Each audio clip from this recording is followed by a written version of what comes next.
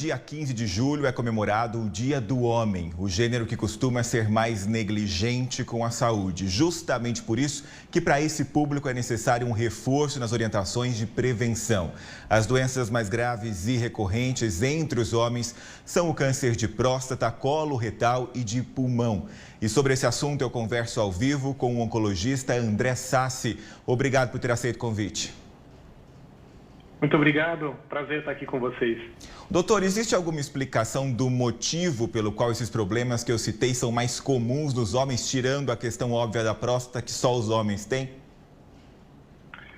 É uma questão um pouco de estilo de vida dos homens na vida moderna, o estresse da vida moderna, o trabalho, os hábitos alimentares associados ao trabalho em excesso, o estresse diretamente relacionado também a essas doenças acaba aumentando o índice das doenças. Um outro grande problema é o que você já falou sobre a própria negligência do homem com a sua própria saúde.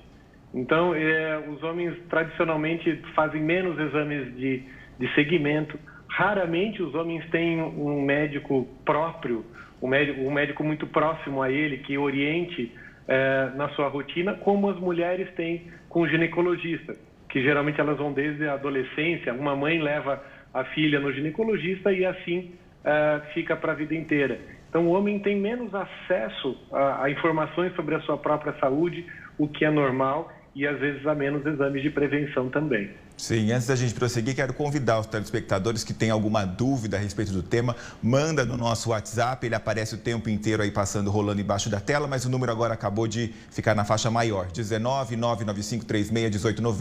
Se você é homem ou se você é mulher, isso é muito importante também e quer ajudar o seu companheiro, mande a sua dúvida, tá? Agora, doutor, entra ano, sai ano, trabalhos de conscientização aí parece que precisa ser refeito, né? Por que você acredita que os homens são tão resistentes aos exames e também aos tratamentos? Muitos homens começam tratamentos, depois abandonam, enfim. Por que os homens se comportam dessa forma? É um aspecto um pouco psicológico mesmo, mas, como eu falei, às vezes de estilo de vida. A gente sabe que o homem, ele carrega ainda na sociedade que a gente vive um pouco do estigma de ser o provedor da família, dele ter que trabalhar, ele tem que ser a fortaleza sólida do seu lar, e raramente ele reserva um tempo que tem do seu dia a dia para ir ao médico se ele não está sentindo nada. Sim. Então, raramente um homem vai para fazer um check-up ou vai fazer algum exame de rotina sem realmente estar se sentindo mal, estando se sentindo doente. Então, sim, a gente até fala para as mulheres participarem desse papo de homem com a gente, porque às vezes as mulheres têm que carregar o seu companheiro para o médico. Acho que isso é histórico. Os homens mais modernos, a geração mais jovem, tem mudado um pouco isso, a cabeça um pouco mais aberta e mais preocupada com a saúde, tanto física quanto mental, tem modificado consideravelmente isso, mas o câncer, ele ainda é uma doença que ela está mais associada com o envelhecimento. Então, o câncer acontece, na maioria das vezes, já numa outra geração, na geração que está chegando aos 60, 70 e 80 anos, que ainda carrega essa questão historicamente negligente com a própria saúde. Doutor, então, no caso... eu costumo ver no meu consultório, sim, às vezes, homens que nunca foram ao médico. Nunca fiquei doente na minha vida.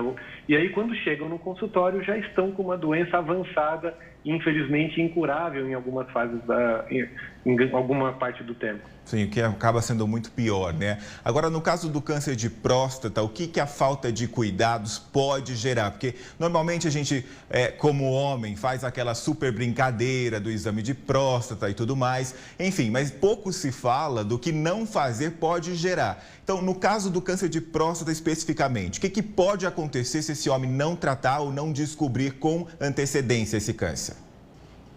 É muito importante o câncer de próstata, tanto que em novembro, a gente tem o Novembro Azul, que é um mês inteiro só de conscientização dos homens sobre a importância do exame de câncer de próstata. Mas é importante saber que o câncer de próstata, na fase curável, na enorme maioria das vezes, ele não tem sintoma absolutamente nenhum. O homem não sente absolutamente nada, não tem alteração de urina, não tem alteração de nada. Então, mas justamente nessa fase o câncer é curável. Quando se ignora os exames de rastreamento, quando se deixa procurar o médico somente quando tem algum tipo de sintoma, aí provavelmente já há sintomas da doença avançada. Por exemplo, com metástases ósseas, causando dores ósseas, ou com algum tipo de infiltração no abdômen, infiltração da bexiga, compressão da bexiga, obstrução urinária, que às vezes a próstata já é muito grande. Às vezes é possível curar, mas na maioria das vezes um câncer localmente avançado já passou da fase de cura. Doutor. E aí a gente hoje tem tratamentos muito modernos, tratamentos seguros que controlam a doença, mas infelizmente a doença incurável ela vai ter que ser tratada para o resto da vida. Doutor. E muitos homens vão poder morrer por conta da evolução dessa doença. O senhor comentou agora em relação ao tamanho da próstata. Tem uma pergunta de um telespectador de Aracaju, Roberto. Ele quer saber o seguinte: quando a próstata está um pouco grande, é necessário tomar remédio ou não? Nem sempre. É importante essa avaliação por um médico. Então, a próstata pequena, ela tem um tamanho de uma noz, a gente fala. Ela tem, às vezes, 15 gramas por aí. Ela é pequena. Mas, com o envelhecimento natural do homem, essa próstata tende a crescer. Em algumas famílias, em algumas isso é de alguma forma hereditário, a próstata cresce mais, e às vezes chega até o tamanho de uma laranja, por exemplo. Poxa! E às vezes esse crescimento, na maioria das vezes, ele é benigno. Ele causa sintomas urinários, mas não está associado ao câncer de próstata diretamente. Maravilha. Então é só uma questão de sintomas. Nem todos os homens com crescimento da próstata têm sintomas de obstrução urinária. E alguns têm mais, mesmo com crescimento menor. E aí um urologista é o médico responsável por fazer a avaliação da função urinária e da necessidade ou não de tomar algum remédio que tende a diminuir o tamanho da próstata ou eventualmente até fazer algum tratamento cirúrgico para isso, para diminuir o tamanho da próstata e diminuir essa obstrução do canal da urina. Doutor, vamos tentar, eu sei que é difícil, nosso tempo é curto, quero responder o maior número de pessoas possível, vamos tentar ser um pouquinho mais objetivo. A gente provocou as mulheres, né, a mandarem perguntas e elas mandaram. A Lúcia é de Campinas e quer saber quando o homem deve começar a fazer o exame de próstata. Geralmente aos 50 anos é o fundamental, ou se ele tem algum parente, algum pai que teve câncer de próstata, ele desconta 10 anos antes do diagnóstico do pai e começa a fazer o rastreamento também. Então, por exemplo, se o pai teve aos 55, aos 45 ele começa a fazer o rastreamento. Sim. A Deisiane mandou o seguinte, doutor, vamos ver se você pode ajudar com alguma informação que seja. A dúvida dela é se quem faz hemodiálise pode ter filho.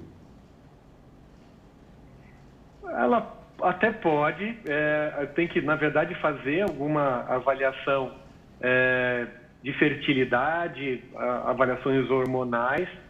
Não sei se, não é a minha especialidade direta, eu sei que provavelmente há uma série de problemas relacionados à própria hemodiálise que vão interferir com a fertilidade e até os medicamentos em uso para controle de sintomas em geral podem causar alguma malformação. Então isso tem que ser discutido com o nefrologista que está fazendo o controle dessa doença e do tratamento que é a hemodiálise. Agora, doutor, quando a gente fala em saúde masculina, né, eu sei que vai parecer até um pouco esdrúxulo, mas muitas vezes questões simples de higiene podem se tornar doenças mais graves. Inclusive, é o tema de uma pergunta que eu recebi aqui e que é importante fazer. Vai parecer estranho, doutor, mas eu acho que é o momento, já que a gente está falando de saúde masculina.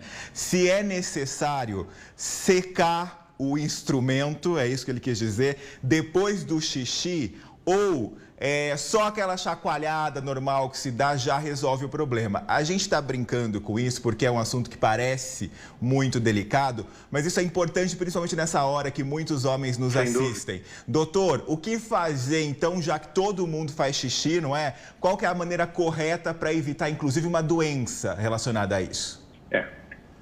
A higiene do pênis é fundamental. Isso e às vezes parece tabu, parece alguma coisa estranha, mas não é não. Acho que essa é a intenção justamente de conversa a respeito da saúde do homem. Esse tipo de pergunta é fundamental. Então, assim, a higiene do pênis é fundamental. Água e sabão para lavar muito bem o pênis é fundamental. Isso é falado porque o Brasil, infelizmente, é um dos campeões mundiais de câncer de pênis. E o câncer no pênis acontece pela má higiene. O simples fato de urinar, não precisa limpar sempre ou limpar com papel higiênico sempre. Mas isso depende de cada homem, depende se ele tem o prepúcio, se ele fez a circuncisão ou não, depende da capacidade de higiene de cada um. Mas, então, no momento de urinar, nem sempre é necessário higienização ou lavar o pênis toda hora, obviamente. Mas na hora do banho é fundamental que se use, que se exponha a glande, que lave com bastante água e sabão, porque a falta de higiene causa câncer de pênis. Muito bem. Doutor, ainda hoje o Grupo Sonhe vai realizar uma live interativa às 7h30 da noite, justamente para esse público, né? Embora o papo aí seja de homem, as mulheres também estão convidadas para obterem informações e cuidarem dos parceiros. É isso? Como é que vai funcionar? A gente vai ter uma live aberta ao público às 19h30 na nossa página do Facebook. Vai ser uma conversa bastante dinâmica e objetiva também, para responder todas as perguntas. Não tem tabu, não tem nada proibido a ser perguntado. A ideia é justamente, com a experiência dos médicos oncologistas, falar dos principais tipos de câncer que acometem os homens, como se prevenir, o que fazer, o que é verdade e o que é mito a respeito da prevenção do câncer, às vezes até do tratamento também, mas a gente vai focar muito nas ideias de prevenção e falar de uma maneira bastante aberta. E aí, como eu já falei antes, como as mulheres é que muitas vezes levam os homens no médico, nas consultas preventivas, as mulheres estão convidadas também, não só os homens. E a ideia é ser bastante dinâmico, bastante aberto para todo mundo participar. Maravilha, o endereço aparece aí na tela, facebook.com/Grupo Sonhe. André Sassi, oncologista, falou ao vivo com a gente na edição da tarde. Foi um prazer conversar com o senhor, até uma próxima oportunidade. O prazer foi meu.